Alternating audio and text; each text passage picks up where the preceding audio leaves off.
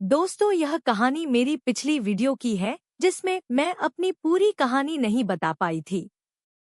उस रात के बाद मेरी जिंदगी जैसे कमरे की चार दीवारों में बंद हो गई थी। पापा ने साफ कह दिया था कि अब मैं छत पर नहीं जाऊंगी, बाहर अकेले नहीं निकलूंगी और सामने वाले घर की तरफ देखना भी नहीं है। लेकिन दिल को कौन रोक सकता है। मैं हर शाम खिड़की के पर्दे की ओट से सामने देखती। सैम रोज अपनी छत पर आता, कुछ देर खड़ा रहता, फिर उदास होकर चला जाता। उसकी आंखों की बेचैनी मैं दूर से भी महसूस कर लेती थी। मम्मी को शायद मेरे चेहरे की उदासी समझ आने लगी थी। वो कभी कुछ नहीं कहती, बस चुपचाप मेरे सिर पर हाथ फेर देती। एक दिन दोपहर में मम्मी बाजार गई थी। मैं कमरे में बैठी रो रही थी कि अचानक खिड़की पर हल्की सी आवाज आई। मैंने देखा, एक छोटा सा कागज पत्थर में बंधा हुआ अंदर गिरा था। मैंने कांपते हाथों से उसे खोला। उसमें सैम ने लिखा था, नैना, अगर तुम रो रही हो तो मैं भी खुश नहीं हूं। बस एक बार मिल लो। तुम्हें देखे बिना सांस घुटती है। उस चिट्ठी को पढ़ते ही मेरी आंखें भर आईं। मैं भी तो यही महसूस कर रही थी। उस रात जब सब सो गए, मैं धीरे से छत पर गई। चारों तरफ सन्नाटा था। हल्की ठंडी हवा चल रही थी। सामने वाली छत पर सैम पहले से खड़ा था। जैसे ही उसने मुझे देखा, वो तेजी से अपनी छत की दीवार के पास आ गया। हमारी छतों के बीच बस छोटी सी दूरी थी। वो धीमी आवाज में बोला, तुम ठीक हो? मैंने सिर हिलाया, लेकिन आंसू खुद ब खुद बहने लगे। वो बोला, रो मत। तुम्हारी आंखों में आंसू अच्छे नहीं लगते। मैंने कहा, घर वाले कभी नहीं मानेंगे सैम। वो कुछ पल चुप रहा, फिर बोला, तो मैं उन्हें मनाऊंगा, लेकिन तुम्हें खोऊंगा नहीं। उसकी आवाज में इतना भरोसा था कि मेरा डर कुछ कम हो गया। उस रात हम देर तक बातें करते रहे। पहली बार इतने दिनों बाद मैं मुस्कुराई थी। धीरे धीरे ये सिलसिला शुरू हो गया। जब सब सो जाते, हम छत पर मिलते। कभी बातें करते, कभी बस एक दूसरे को देखते रहते। कई बार शब्दों की जरूरत ही नहीं पड़ती थी। एक रात ठंडी हवा बहुत तेज थी। मैं कांप रही थी। सैम ने अपनी जैकेट मेरी तरफ बढ़ाते हुए कहा, पहन लो। मैं मुस्कुराकर बोली, तुम्हें ठंड लगेगी। वो हंसकर बोला, तुम्हें लग रही है, वही काफी है। उसकी ये छोटी छोटी बातें मुझे और भी करीब ले आती थी।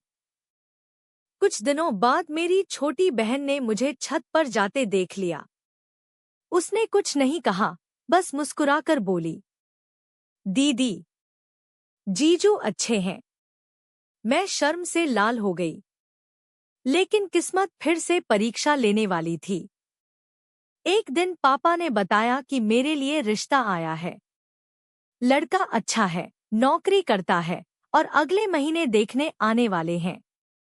मेरे पैरों तले जमीन खिसक गई। उस रात मैं छत पर गई और सब बता दिया। सैम कुछ देर चुप रहा। उसकी आंखें नम हो गईं।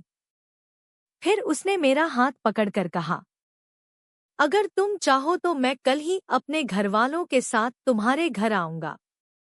मैंने घबराकर कहा, पापा बहुत गुस्सा करेंगे। वो बोला, प्यार डरकर नहीं जीता जाता, नैना। अगले दिन सच में सैम अपने माता पिता के साथ हमारे घर आया। मैं कमरे में थी, लेकिन बाहर की हर आवाज सुन रही थी। पहले तो पापा बहुत नाराज हुए। उन्होंने साफ मना कर दिया। बोले, पड़ोस का लड़का है, बचपना है, भूल जाओ। मेरी आंखों से आंसू बहने लगे। तभी पहली बार सैम ने ऊंची आवाज में कहा, अंकल, मैं नैना से खेल नहीं रहा। मैं उससे शादी करना चाहता हूँ। पूरी इज्जत से।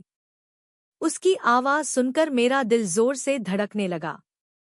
उसने आगे कहा, मैं नौकरी करता हूँ, जिम्मेदारी समझता हूँ और नैना को हमेशा खुश रखूंगा। घर में सन्नाटा छा गया।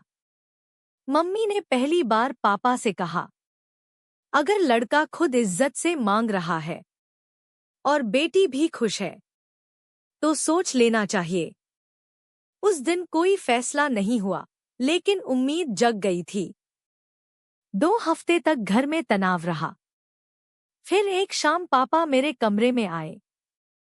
उन्होंने धीमी आवाज में पूछा, तू खुश रहेगी उसके साथ? मैं रोते हुए उनके पैरों में बैठ गई और कहा, हाँ पापा, बहुत खुश रहूंगी।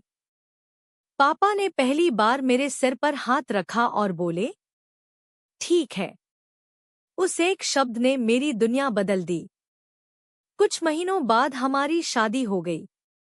मैं लाल जोड़े में थी और जब मंडप में सैम ने मुझे देखा, उसकी आंखों में वही चमक थी जो पहली बार छत पर मुस्कुराते समय थी। शादी के बाद जब मैं उसके घर आई तो उसने हंसकर कहा, देखो, अब तुम्हें देखने के लिए छत पर आने की जरूरत नहीं पड़ेगी। मैं हंसते हंसते रो पड़ी। उस रात हम छत पर गए। वही पुरानी छत, वही हवा, वही आसमान, लेकिन रिश्ता बदल चुका था। मैंने उसके कंधे पर सिर रख दिया। वो बोला, याद है, यहीं से शुरू हुआ था सब। मैंने कहा, हाँ, और अब यहीं से पूरी जिंदगी शुरू हो रही है।